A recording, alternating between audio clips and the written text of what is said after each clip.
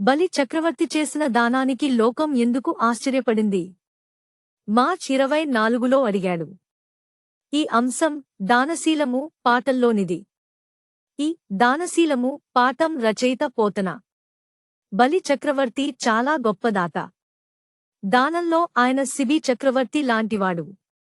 విష్ణువు వామనుడిగా వచ్చి 3 అడుగుల భూమి అడిగాడు. బలి వెంటనే దానం ఇవ్వడానికి ఒప్పుకున్నాడు.